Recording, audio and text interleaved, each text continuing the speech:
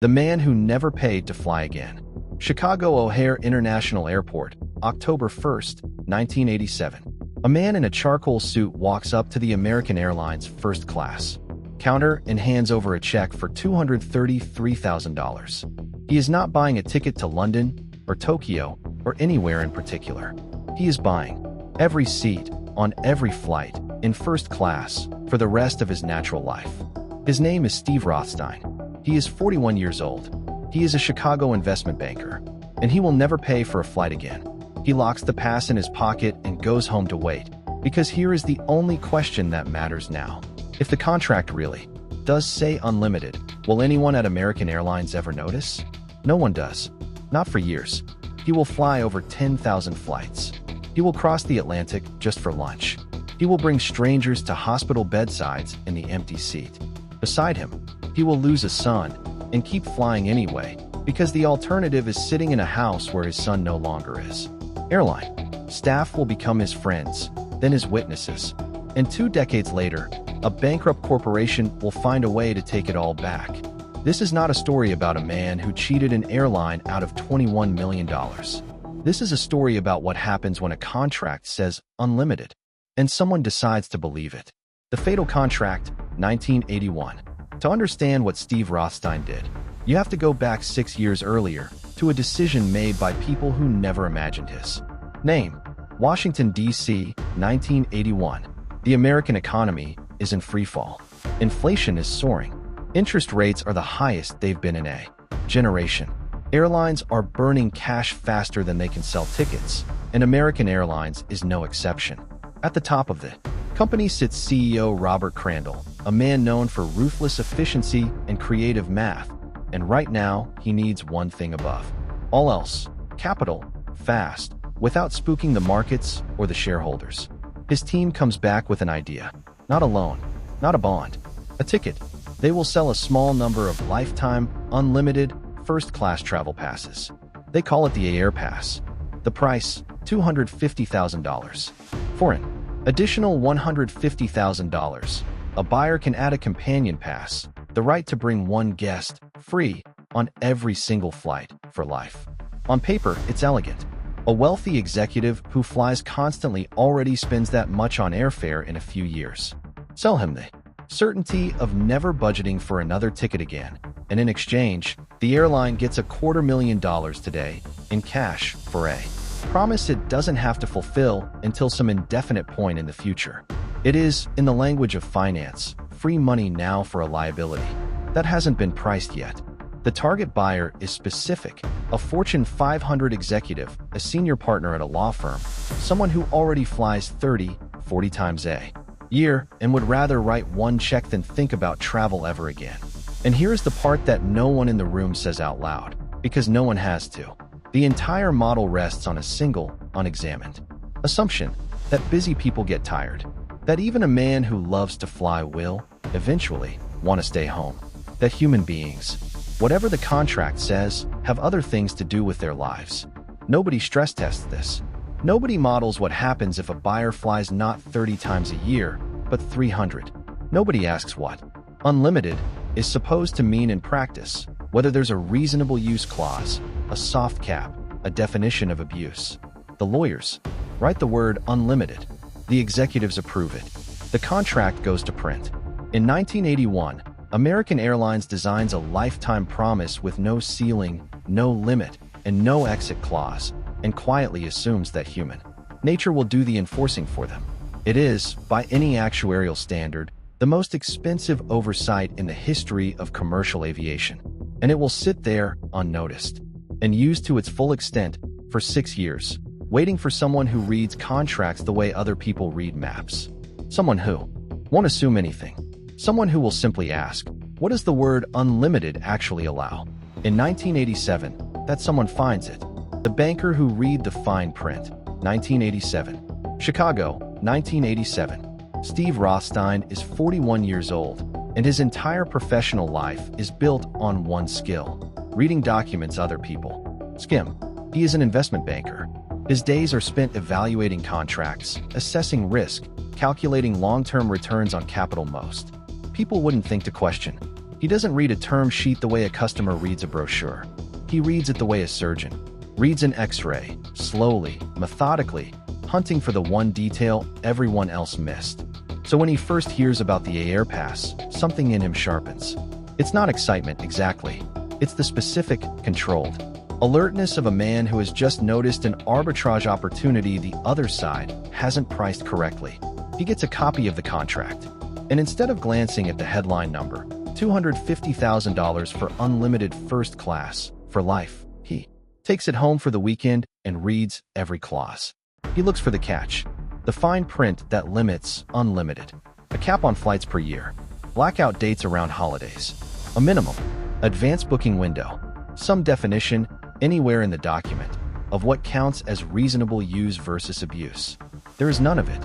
No cap, no blackouts, no minimum notice, no definition of reasonable use at all. The word on the page is simply unlimited, and the lawyers who wrote it, having written it, apparently moved on to the next contract without asking what it might cost them. Rothstein calls his accountant. Together they run the numbers the way they'd underwrite any deal. At 1987 fares, a single return flight to London runs roughly $4,000 in first class. 20 round trips over 10 years, a modest travel schedule for a busy executive, comes out to $800,000. More than 3 times the cost of the pass from the London route alone, before counting a single other destination he might ever fly. This is not an impulse purchase. This is due diligence. This is a banker doing to American Airlines exactly what American Airlines does to everyone else. He calls the airline. The AAirpass is still on offer. He writes the check. Years later, his daughter, Caroline Rothstein, will describe the moment plainly. He saw it the way he saw every deal, as a contract, with a specific set of terms. The terms said unlimited. He was a banker. He took the word literally. On October 1st, 1987, Steve Rothstein hands over $233,000 for what he has correctly identified as an appreciating asset with no ceiling on its return. American Airlines believes it has sold a convenience. Rothstein believes, correctly, that it has sold him a promise with no edges. He walks out of the airport with the pass in his pocket, and for the first time, the gap between what a contract says and what a company assumes it means starts to open, a gap that will take American Airlines 21 years to notice and cost them far more than they can imagine. Living the loophole, 1989 to 2001. For the first couple of years, Rothstein flies the way American Airlines imagined he would. Often, but not conspicuously. A businessman getting his money's worth. Then, in 1989, something shifts the math entirely. He buys the companion pass, $150,000 more, the right to bring any single person he chooses on any flight at no additional cost.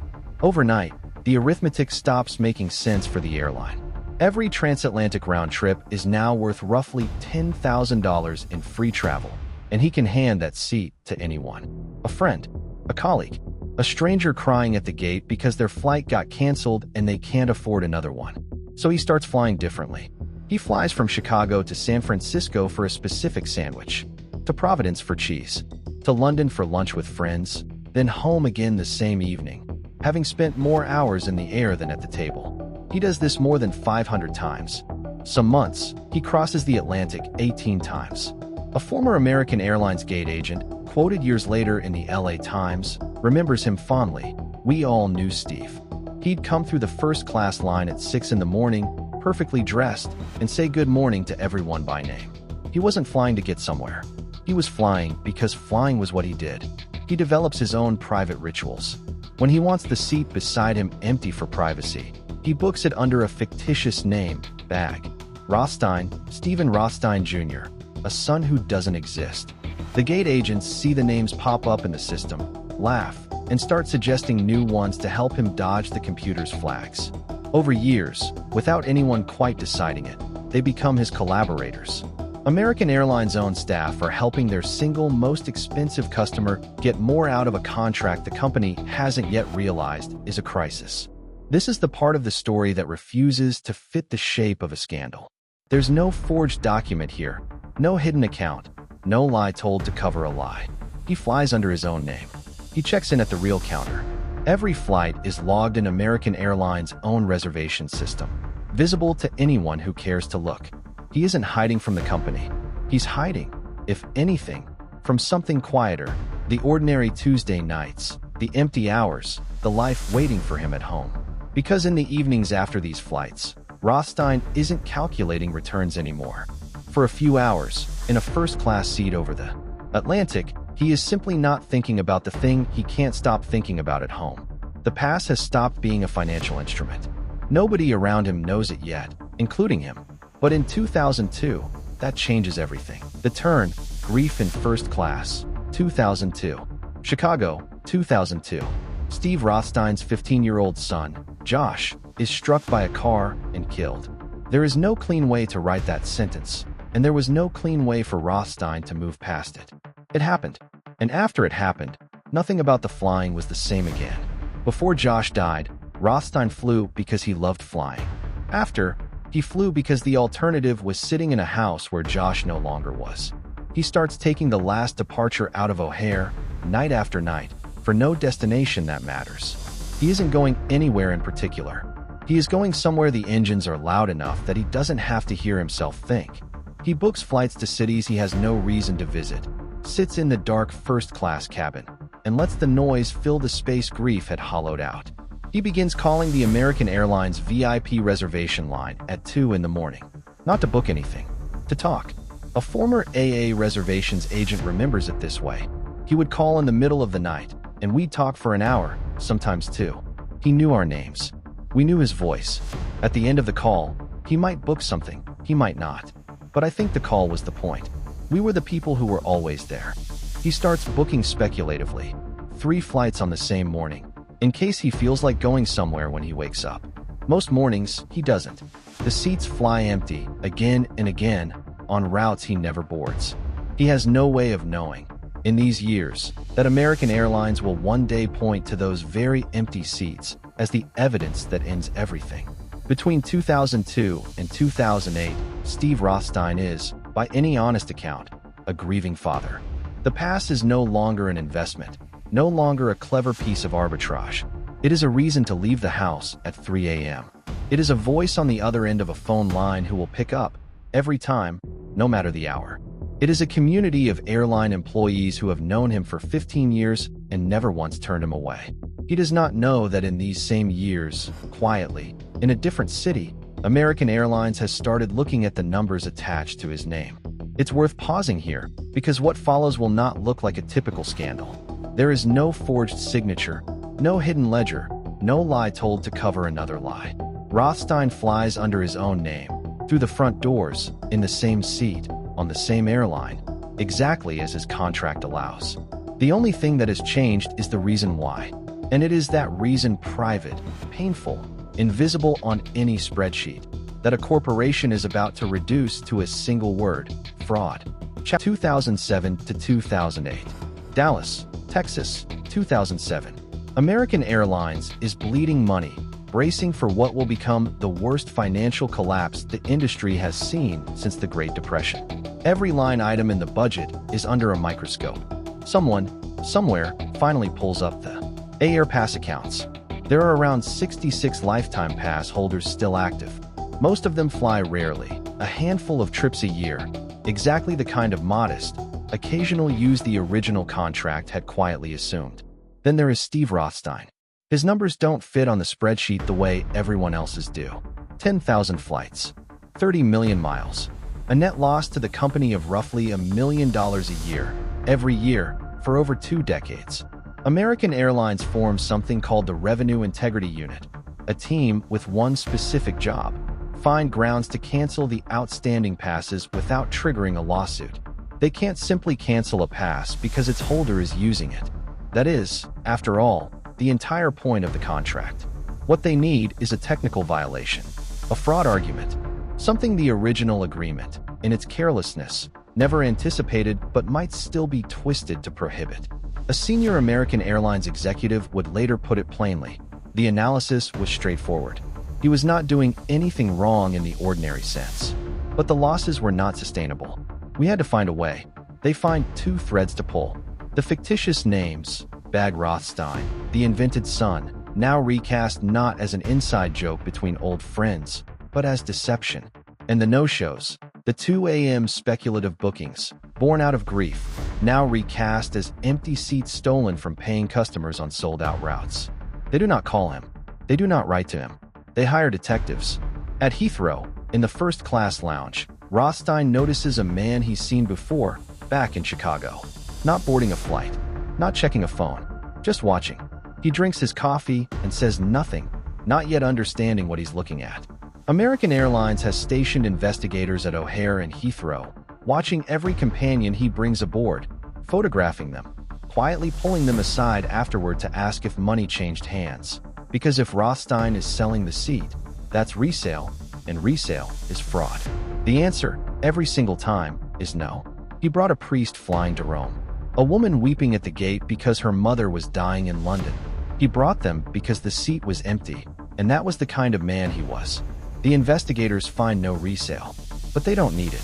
The fictitious names and the no-shows are enough. On December 13, 2008, Rothstein arrives at the O'Hare counter with a friend, ready to fly to London. Security surrounds him. They hand him a letter. His AAirpass is canceled, effective immediately, for fraudulent activity. His bags are already checked. They fly to London without him. He is not getting on that plane, or any American Airlines plane, ever again. The verdict, 2009 to 2018. He hires a lawyer. And the fight that follows, it turns out, was never really about the flights. Federal Court, Northern District of Illinois, 2009. The case is officially titled Rothstein versus American Airlines Incorporated. His argument is almost elegant in its simplicity. He doesn't dispute the fictitious names. He doesn't dispute the no-shows. He says something more fundamental. You knew. His legal filing lays it out. For more than a decade, American Airlines employees were fully aware of his booking practices and actively helped him continue them. The doctrine he's invoking is called waiver of rights. A company cannot knowingly tolerate a behavior for 20 years, benefit from the goodwill of it, let its own staff participate in it, and then, the moment it becomes financially inconvenient, retroactively call it fraud. He has a decade of evidence to back it up. Gate agents laughing over Bag Rothstein. Letters from American Airlines executives thanking him personally for his loyalty. American Airlines answers with a different kind of evidence, data. In his last years alone, Rothstein made over 3,000 reservations. On 80% of them, no one, not him, not a companion, ever showed up at the gate. On sold-out transatlantic routes, the airline argues, those empty seats represent real revenue, real passengers turned away, real money that can never be recovered. In 2011, Judge Virginia Kendall rules in American Airlines' favor. The fictitious names and the volume of no-shows, she finds, amount to a pattern of deliberate manipulation, a line the contract never explicitly drew, but one Rothstein had crossed all the same. He prepares to appeal. He is ready to keep fighting. Then, on November 29, 2011, American Airlines files for Chapter 11 bankruptcy. Under U.S. law, the filing triggers an automatic stay. Every active lawsuit against the company freezes instantly, appeals included. Rothstein's case disappears into a queue behind thousands of other creditors.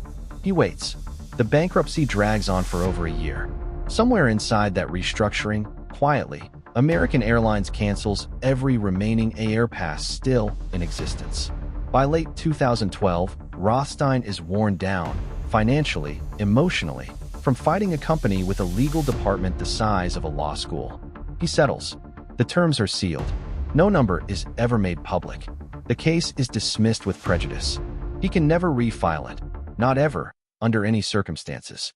His daughter, Caroline, would later say he never once spoke about the settlement. What he told her instead was this: the worst part wasn't losing the pass. It was losing the people, the agents he'd known for 20 years, the reservation staff who used to talk to him at 2 a.m. All of it ended the moment that letter came. He dies in 2018 at 72 years old. He never flies American Airlines again. He read the contract more carefully than the company that wrote it. He flew exactly as agreed. And in the end, what took the pass from him wasn't a lie he told. It was a company that could no longer afford the truth it had once signed.